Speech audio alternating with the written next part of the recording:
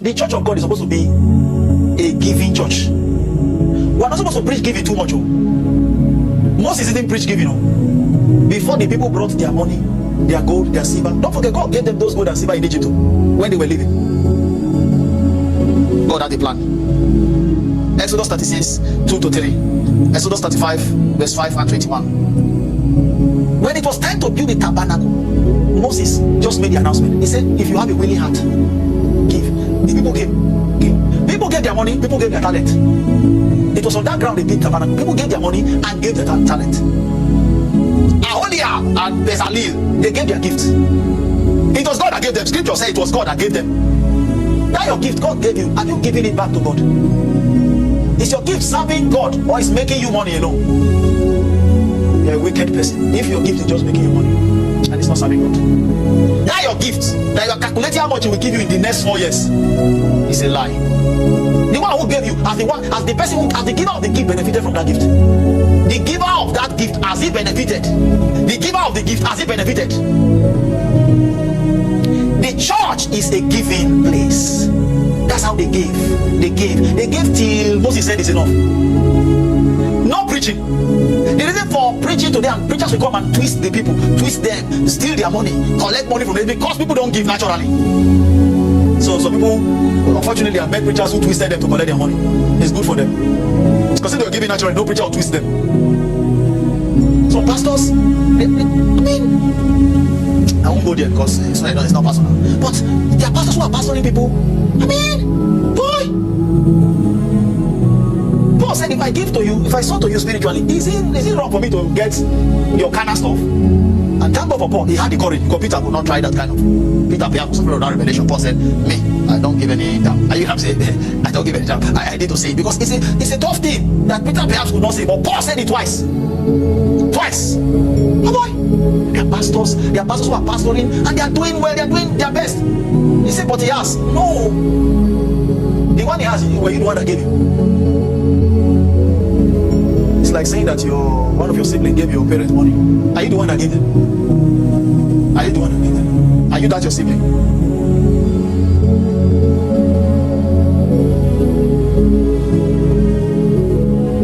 There are too many. The church today is too stingy. Our brothers on the other side, our cousins, people volunteer. They are buying churches. They are buying churches in UK and turning to Moscow. I heard in France now, it's even more. They are buying churches and turning them to mosque. And we are singing in church. We were not willing to give. So when we hear preachers, like some of our, that are saying, it interests the people because they have already taken a position. They are looking for somebody to endorse that idea that is not of God in their heart. Any position you take in this kingdom, there's a preacher who endorse it. It doesn't mean that you are right, and it doesn't also mean that the preacher is right. He said, but he has, but he's better. No. He said, but I don't have to give. What should I give? How should I? No. Listen to me. You have to give. You see how you should be talking? You have to give. You don't have to give a house. You don't have to give this. It's the heart. One day somebody told me, those who give little will give plenty. You see that? They said, that's the mindset. Once they have more, they will give more. Those who don't give little will not give more even when they have more. In short, those who don't give little will not give more. Let me say, those who don't give little, even when they have more, they will not give little. Because they're supposed to give more if they have more. But even little, they will not give. The house of God needs something, a church needs something, they're running a program, they are doing a conference, people have the money seated there, but they will not give. Of course, they need to invite somebody to come and say, I need 30 persons here who can give 200,000. You see? You attach a prophetic blessing to it. I'm not saying anywhere they do it. It's not everywhere that is strong. I know what I'm saying? But I'm just saying that that's it's part of the system. When you will not bring it out naturally, it will come out by prophetic blessing. I know what I'm saying? Yes, and it comes out though. Just say you need 30 persons. This time next year. That your visa.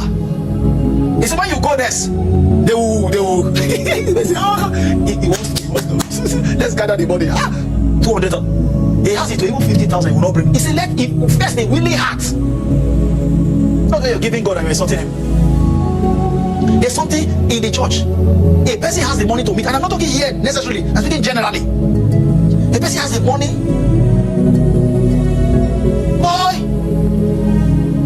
you have the money to meet, it's a little need. And you do like you didn't see it. And you are planning your life. Plan for God's house while you are planning your life. You are not the smartest person on earth. You are not the smartest believer. There have been people who have planned their life, who have gone that your way. It didn't turn out well. Plan for God's house while you are planning your life. Exodus 36, 2-3, Exodus 35, 5-21. Of course, you can write alongside with that Acts chapter 4, 34-37. There have been people arguing that there's no tithe in the New Testament. That was because they were giving church. These guys, they understood giving. Tithe is not for the pastor. Tithe is supposed to be used to run the church. The pastor inclusive. In the Old Testament, when God shared portion for all the tribe, he left the Levite out. It's what they bring. Are you getting what I'm saying? It's part of the Levite's portion. Tithe is supposed to be used to run the church. The pastor inclusive. Yes, there should be something that is happening for the pastor. You know, depend on the church, how they structure it. The pastor will live in the house. Don't you think so? You know, it's not we just function the way we want. Me, I just do. Are you get what I'm saying? The pastor live in the church. Don't you think that is the church that should take care of the pastor's house? Oh, you don't think so? It's just because we just like to. But even at that, there should be a structure. The pastor should never be looking for a house. If there's a need for him to move, there's a structure. Create it. You don't have to raise for. It's from that money, and the pastor takes.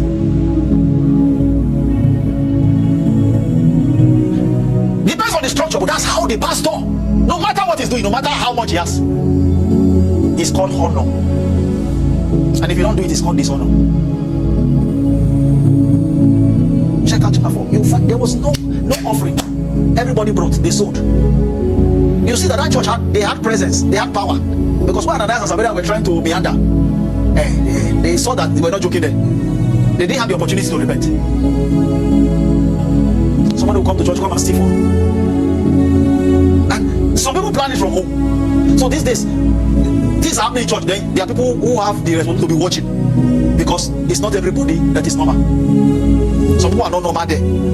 They have a plan to take an iPhone. Some people have to be watching. In the church of God, someone should carry a phone and just fall down there. What am I talking about? I don't know what I'm talking about. Some unusual things should be happening. We have seen much of the usual now. You come to steal, you hang there. You have not seen that now.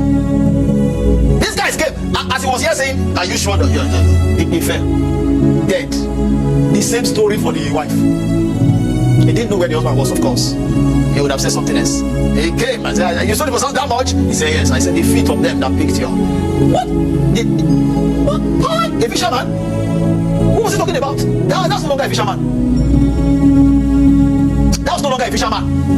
Something has happened in the life of this man. Guess what? He has contacted God. He wasn't laying hand, he was just speaking on. That's the power of words. Today we're begging people, give.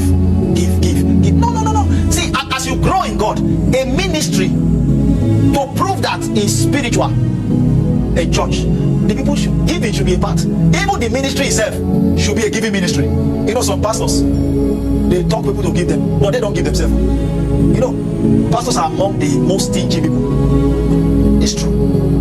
I'm saying, most pastors are not givers. They only want to receive, because this mindset of entitlement, give me, but they don't give up. Ask them, when last they give? They themselves, when last did they give? Are you saying there's nobody you can give? When last did you give as a pastor? They will say, you are not giving me, you're not giving me. When last did you give? Are there no people alive that you can give? This ministry is a giving ministry. And by the grace of God, I'm trying. I'm trying a little. And I give. And if you have truly connected to me, some of these things will be in your life. You will not struggle. Giving is the easiest thing that I do. I do it, and I do it in short. It's the easiest part of the easiest things I do. I enjoy it. It gives me fulfillment. If you begin to give, you will see that there's a fulfillment it will give you that nothing will replace. then you will just feel satisfied. You might not have eaten, but you'll be happy that you were able to be a blessing. Boy, you can give car without looking back. You have to. What are they doing? Somebody, a pastor is trekking, and he has a wife that is pregnant, and you bought Terika. You're a criminal. I'm not talking about just doing it for anybody. I'm talking about people who are there, present, that bear the burden, and you bought Terika. No, there's somebody else who have one car. What are you doing with them? That's not why we came here. Even the wife is not pregnant. I mean, do it for me too. But now you see a need. Huh? What are you doing? And you come and say, God bless you. Hope everything is going well. You are not a good person. You obviously see that there is a need. Man, we will do good with money. We will do good with it. We will do good, plenty of good with money. That's what is supposed to be done with. Not you calculating your life, and you think that God is, you think that God is no problem. Just stay there. I don't have time for God. God is what I'm supposed to be giving me. See, that's mentality. God is what I'm supposed to be giving me.